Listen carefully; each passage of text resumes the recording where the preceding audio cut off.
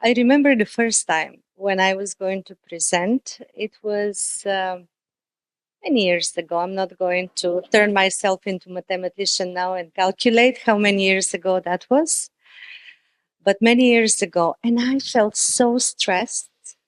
And I felt stressed because it was my first appearance in front of the audience. And there was a colleague of mine who looked at me and who said, Albena, pretend you speak in front of your friends. So today, ladies and gentlemen, I have my friends here. Some of you I don't know, and I really appreciate the time that you invest to come here. We will talk about why creativity matters in school. But before we start, let me tell you a few words about me. The presentation, I promise, is not going to be about me, but about creativity in schools. I am the co-founder of EdTech Bulgaria. We just started it in December. Before that, I spent my career in education. I've been a university professor on all continents around the world, and I've taught information security and digital marketing. And I work for Microsoft. I see my Microsoft colleague Adam here as well. That's why I'm saying that it is a friendly crowd. Why we choose the presentation of creativity for today? It is because creativity is as important as mathematics, as literature, as everything for education. But let me ask you a question. Why do we go to school? Why do we go to school? Why did you go, Ljubčo, to school? Thank you. And you? So parents can go to work. That's a good answer. Jill, why did you go to school?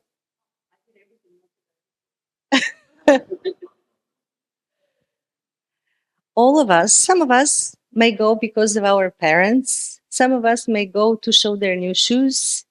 But we all went with the purpose to school, to learn, to study, what Ljubčo said.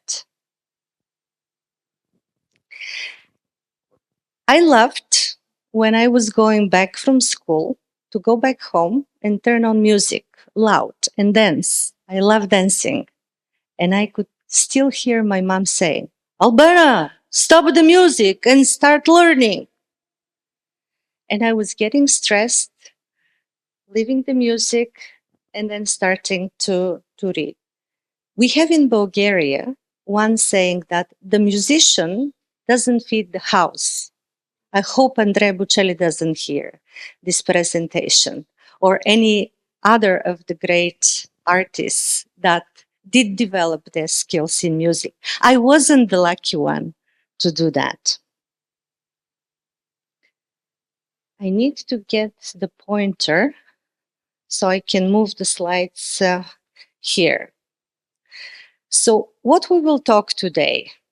The first thing is we will talk about the dreams and why dreams are important and why we should not kill the dreams. Mine regarding music was killed. Maybe it was a good thing. We don't know. We will talk about Mr. Beast and the world in which we live nowadays. We will talk about why innovators inspire us. And I will give you a story about one of the podcasts that I'm really enjoying, The Diary of a CEO, and some examples from there about the Kaizen philosophy and why it is matter. What is Kaizen philosophy and why it is matter? And at the end, if I'm lucky, I will link all of that with creativity and tell you why creativity in school matters.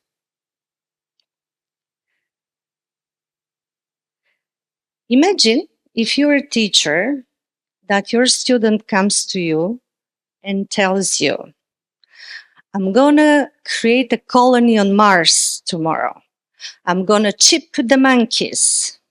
I'm going to perform a nano surgery. I will create a flying car. What do you think that the teacher will say?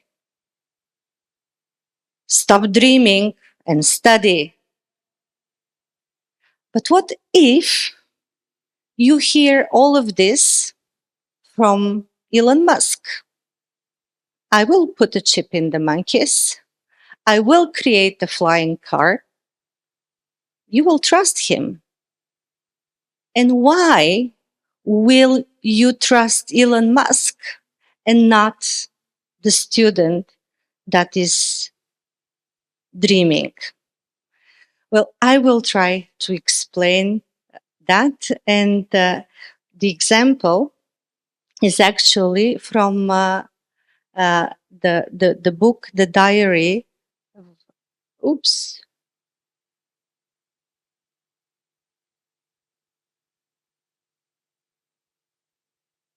I'm managing two screens, and you can see that multitasking isn't working because I'm managing my screen here to look at my notes and the screen behind me. We trust Elon Musk because we have he has his 5 buckets filled. What are these 5 buckets? The first bucket is the bucket of knowledge, of what we know. The second bucket is the bucket of skills, what we can do with the knowledge that we have. The third bucket is our network.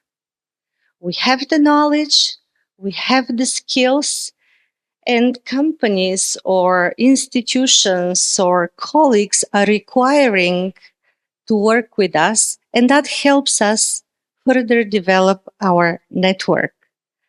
The fourth bucket are our resources. What resources do we have? And the fifth bucket is what others, what the world is thinking about us.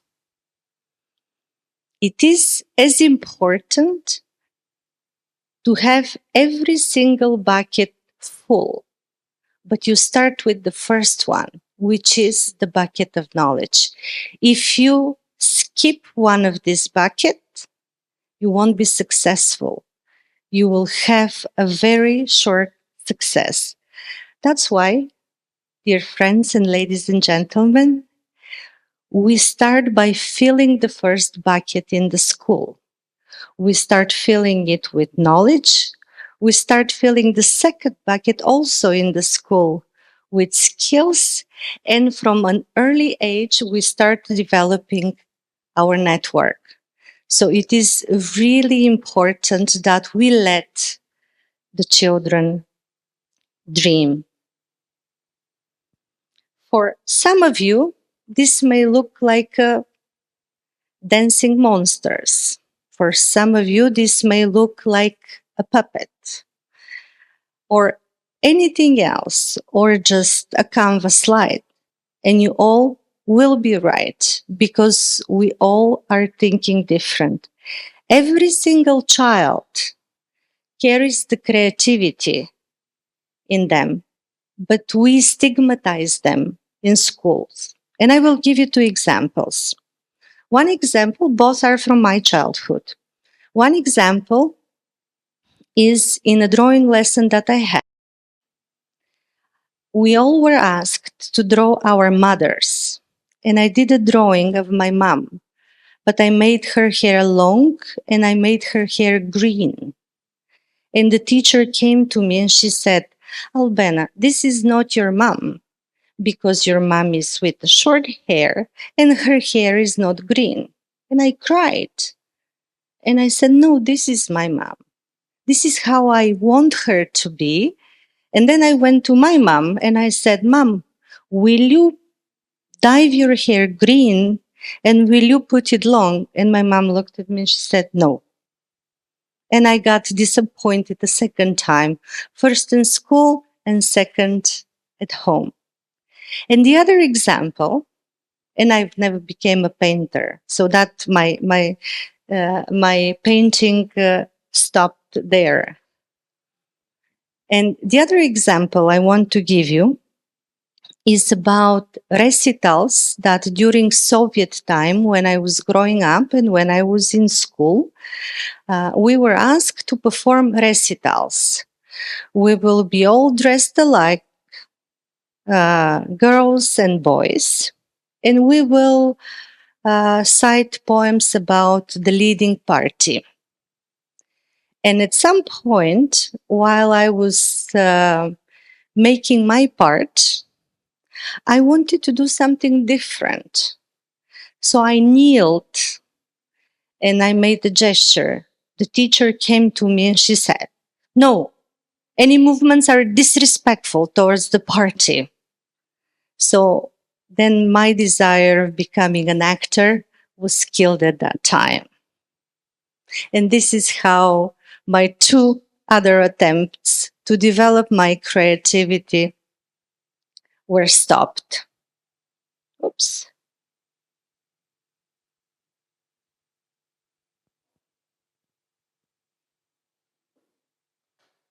I think our internet is...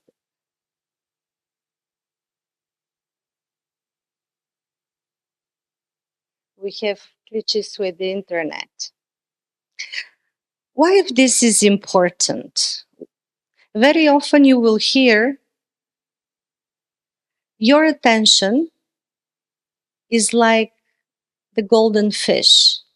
Let's not insult the golden fish, ladies and gentlemen, because Microsoft did a study in the year 2000 in which they interviewed 2,000 people, and they found out the following, that we are distracted like 36 times a day. We check our emails. We spend, an average working person spends on the phone about 2 hours per day.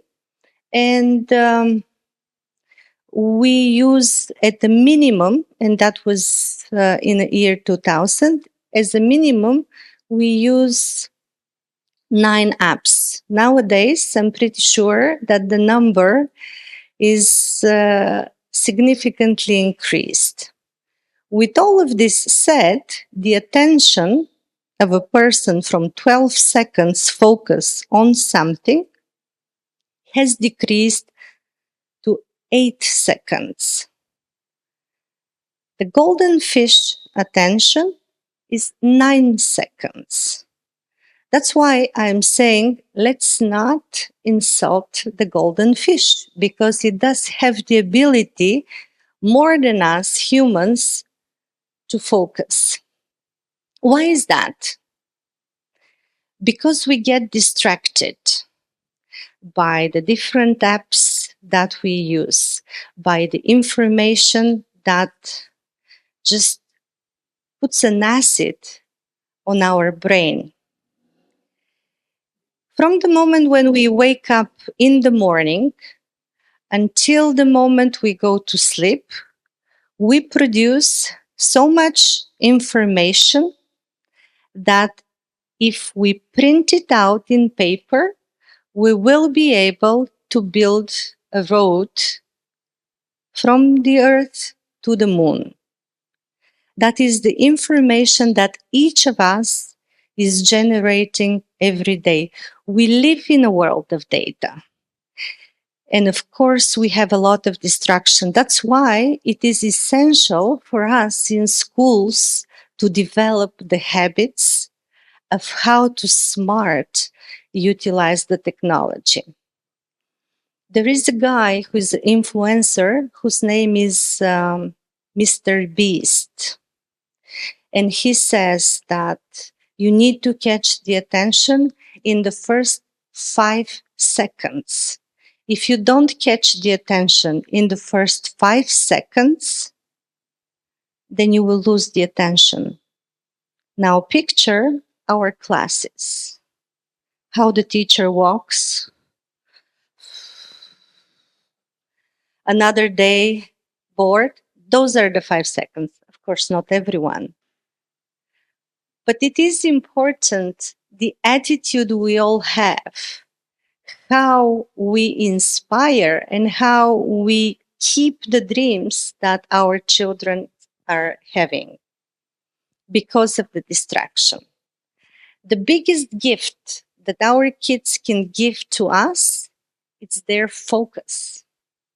And that's why it is important what we pour in the 5 buckets that I talked about to our children. Let me tell you the story about Stephen Bartlett, because it really inspired me. He is leading the podcast, The Diary of the CEO. And I researched to find out how many podcasts there are in the world. There are more than 5 million podcasts. It is an industry that by the end of this year will be over 30 billion. So why choosing Stephen, and why Stephen becomes popular among this mass community of podcasts? Only on Apple, there are about 2.6 million podcasts that every one of us can choose. He's not having the best podcast. He's not probably the smartest person in the world, but he keeps on the top of the curve. How? The answer to that is by focusing on the small things. They put, to all the people who they invite, they put their favorite music.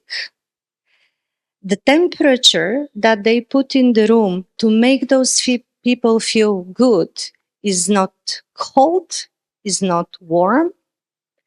And little things like this, they try to improve every time. Nowadays, they use AI.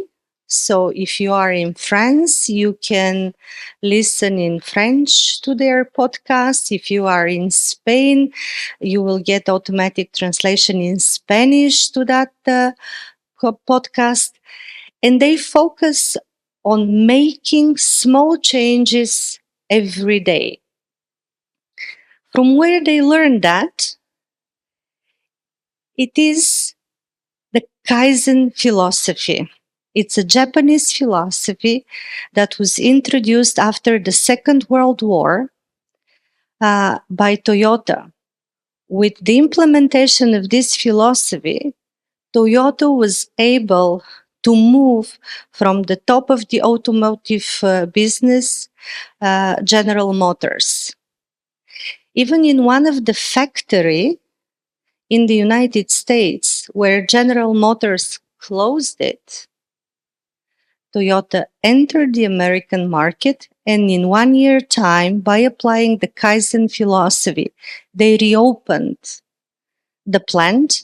And not only that they reopened the plant, but they made that plant the most successful one in the world, that generated the highest profit, sold the highest number of cars, and most importantly, people were feeling happy working in that plant. And how they did that?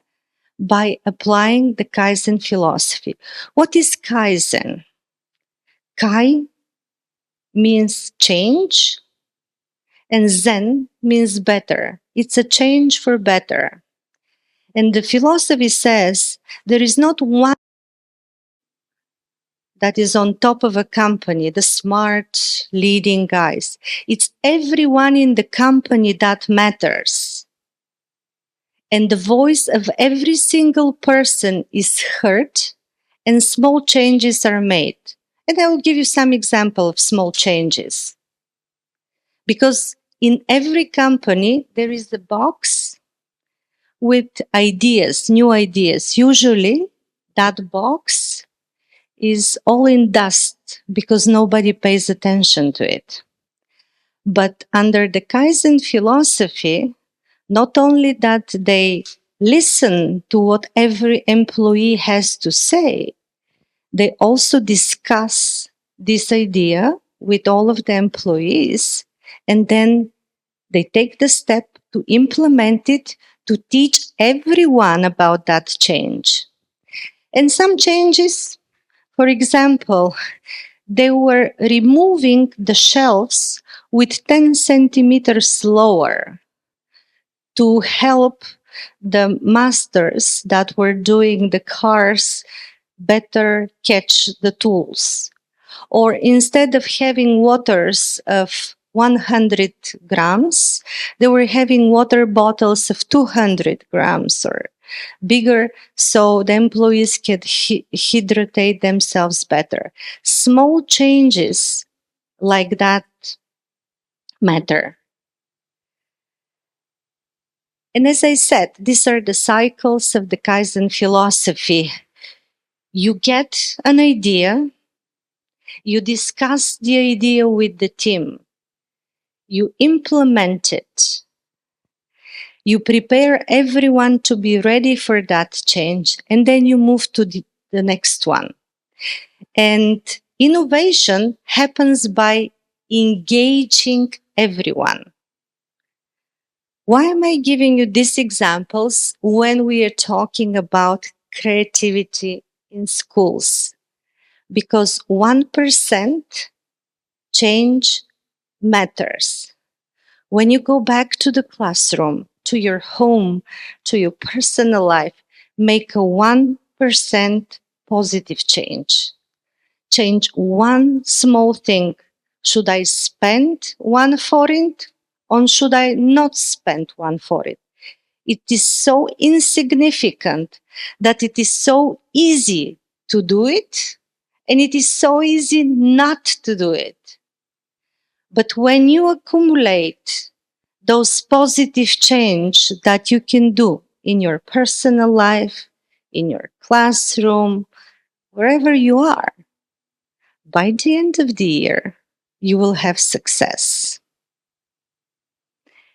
And you need to create a network that will support you with the implementation of that. And I'll give you one personal example of how I'm implementing Kai philosophy now in my life. I very much would love to lose weight, so nobody hears. But I have difficulties in doing that. So what I have done, I have created a small group of friends, and we all are going and exercising together. Everyone, different type of sport, different things. But we have made a promise to each other that every single day we will do a 1% change to better. And then we will become better. In 1 year time to the next forum, if Flora and Kata invite me, I will be able to share with you if my Kaizen philosophy has worked or not. But it is important that we do these small changes. In the Olympic Games, we all were cheering up with the sports people. The change, the performance, the top performance comes only when small changes are made. And that's why let's leave our children to dream and let's help them to realize their dreams by putting these small 1% changes into their lives to support them to be more successful. In that way, let's not focus only on mathematics, on literature, on geography. Let's implement creativity in every subject, and let's let the children develop in the areas where they can strive and they can become the best musicians, the best artists, the best actors for tomorrow. Thank you, ladies and gentlemen. My pleasure. Thank you, my friends.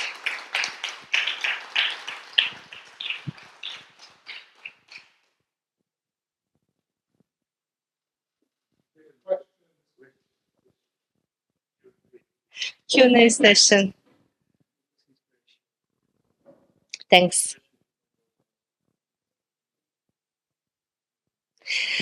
Very often, when we set up the goals, 1st of January, every one of us set up goals. This year, I will go to Mars.